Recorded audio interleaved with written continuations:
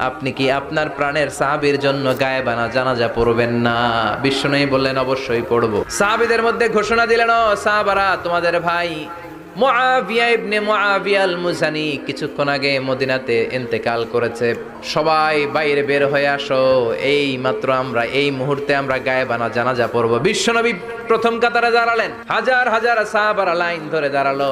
সাইয়েদনা জিব্রাইল 1,40,000 ফেরেশতা নিয়ে সাহাবাদের পেছনে দুইটা লাইনে দাঁড়িয়ে গেলেন।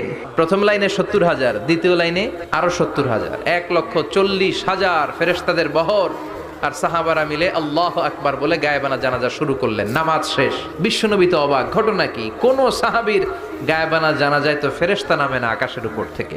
বিশ্বনবী জিজ্ঞেস করলেন, জিব্রাইল, কোন সাহাবীর গায়েবানা জানাজায় তোমরা আকাশ থেকে এত ফেরেশতার বহর নিয়ে নামো নাই? কি এমন আমল করেছে আমার মুআবিয়া? কি এমন ভালো গুণ ছিল, ভালো আমল ছিল